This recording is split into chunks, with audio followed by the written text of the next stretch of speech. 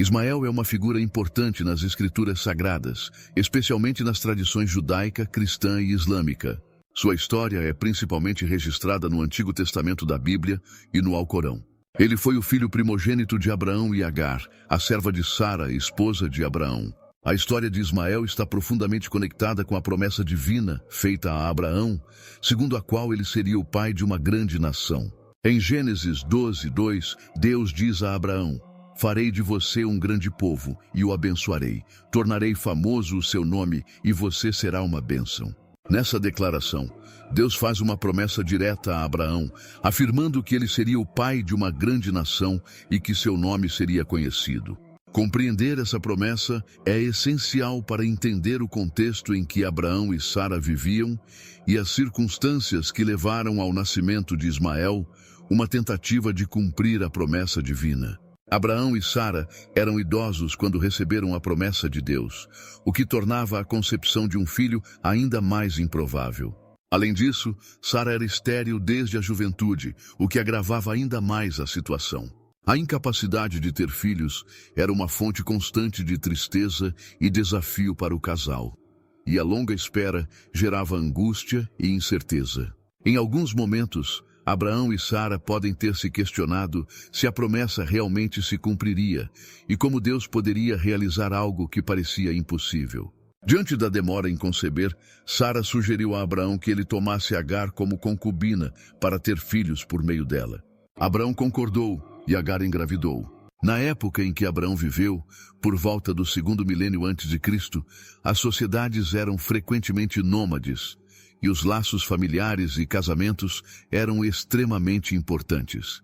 Práticas como ter uma serva para gerar filhos eram respostas culturais às pressões para garantir descendência e herança. A impaciência, especialmente de Sara, em tentar cumprir a promessa divina por meios humanos, resultou em consequências desastrosas, gerando conflitos entre Sara e Agar. Esses conflitos destacam os efeitos negativos de decisões tomadas na impaciência e na falta de confiança nos planos de Deus. A atmosfera na casa de Abraão tornou-se insuportável, a ponto de Sara ameaçar Agar de morte. Sentindo-se oprimida e deslocada, Agar fugiu para o deserto em busca de alívio. Sozinha no deserto, Agar enfrentava as incertezas de um ambiente árido, quando, em um momento de solidão e aflição, um anjo do Senhor apareceu a ela. O anjo trouxe uma mensagem reconfortante e profética, revelando que o filho que Agar carregava seria chamado Ismael. O anjo também profetizou sobre o futuro de Ismael, descrevendo-o como um homem selvagem, mas abençoado por Deus. Essa intervenção divina no deserto não só trouxe consolo a Agar, como também conferiu um propósito significativo ao filho que ela carregava. O nome Ismael significa Deus ouviu, refletindo a resposta divina ao sofrimento e às circunstâncias de Agar. Assim, Agar retornou à casa de Abraão e algum tempo depois, Ismael nasceu. Abraão não escondia o amor que sentia por Ismael, seu filho primogênito. Em Gênesis 17:18, é citado que Abraão disse a Deus: "Oxalá Ismael viva sob a tua bênção." Abraão, preocupado com o futuro de Ismael e talvez ansioso para que a promessa de Deus se cumprisse por meio dele, pediu a Deus que abençoasse Ismael. No entanto, Deus tinha planos específicos para o filho de Abraão e Sara, conforme veremos mais adiante. Deus, em resposta ao pedido de Abraão, renova sua promessa de fazer de sua linhagem uma grande nação. Em Gênesis 17, 19 e 21, Deus afirma a Abraão que Sara, sua esposa, terá um filho, a quem ele chamará Isaque, e que a aliança divina será estabelecida com ele como uma aliança perpétua, sendo o Deus dele e de seus descendentes. Quanto a Ismael, Deus promete abençoá-lo, tornando-o fecundo e multiplicando-o. Ele será pai de 12 príncipes e gerará uma grande nação. Embora Deus reforce a promessa de uma grande nação por meio de Ismael, ele deixa claro que a aliança específica para a linhagem da promessa será através de Isaque, filho de Sara. Com o passar do tempo, o improvável acontece. Deus cumpre sua promessa e revela a Abraão que, apesar da idade avançada de Sara, ela conceberá e dará à luz um filho. Esta notícia é recebida inicialmente com incredulidade por ambos, Sara e Abraão. Ao ouvir o anúncio, Sara, já idosa, ri internamente, pois a ideia de conceber na velhice parece absurda. Seu riso reflete uma mistura de surpresa, incredulidade e talvez uma certa resignação diante da aparente impossibilidade da situação. Deus, percebendo o riso de Sara, pergunta por que ela riu, destacando a singularidade do evento prestes a acontecer.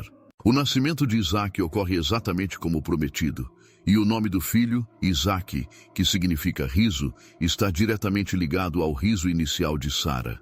As implicações desse evento são profundas. Primeiro, ele marca o cumprimento de uma promessa divina que parecia impossível aos olhos humanos. A incredulidade inicial de Sara se transforma em fé realizada com o nascimento de Isaque. Além disso, esse evento traz reflexos nas relações familiares, especialmente na dinâmica entre Isaque, Ismael, filho de Agar, e Sara. A chegada de Isaque aumenta as tensões familiares, culminando na expulsão de Agar e Ismael, o que ilustra as complexidades decorrentes das escolhas humanas e do cumprimento das promessas divinas. A rejeição inicial de Sara e a subsequente expulsão de Agar e Ismael para o deserto colocam mãe e filho em uma situação difícil. A dinâmica familiar se torna marcada por tensões e sentimentos de abandono. Ismael, como filho rejeitado, enfrenta questões de identidade e pertencimento. No deserto, Agar e Ismael vivenciam solidão e incerteza. A Bíblia descreve a angústia de Agar ao ver seu filho sofrendo e a luta de Ismael para se adaptar a um ambiente desfavorável. Em determinado momento, a situação de Agar e Ismael se torna desesperadora, pois a água se esgota e eles enfrentam a perspectiva de morrer de sede. Em seu sofrimento, Agar coloca Ismael sob uma árvore e se afasta, incapaz de suportar ver seu filho perecer. Nesse momento crítico, Deus intervém. Um anjo do Senhor chama Agar do céu e pergunta qual é o problema. O anjo então diz a Agar para não temer, prometendo que Deus ouviu o choro de Ismael. O anjo revela que Deus providenciará uma grande nação a partir de Ismael.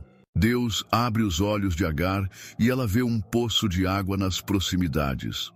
Agar vai até o poço, enche o odre com água e dá a Ismael para beber. Esse poço, providenciado miraculosamente por Deus, salva a vida de Agar e Ismael no deserto.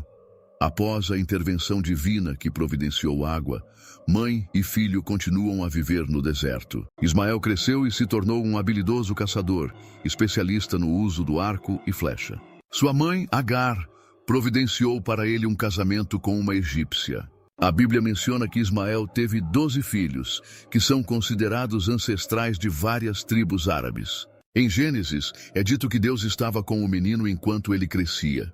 Ele viveu no deserto de Parã, onde se tornou flecheiro.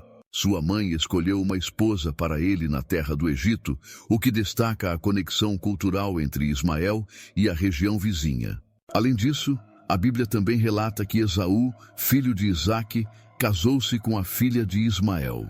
Ele foi à casa de Ismael e tomou como esposa Maalate, filha de Ismael, filho de Abraão, e irmã de Nebaiote. Embora o relato bíblico não forneça muitos detalhes sobre a vida adulta de Ismael, há uma referência posterior em que ele é mencionado junto a Isaque no contexto da morte de Abraão. Em Gênesis 25, está escrito que seus filhos, Isaque e Ismael, sepultaram Abraão na caverna de Macpela, no campo de Efron, filho de Zoar, o Eteu, que fica diante de Manre.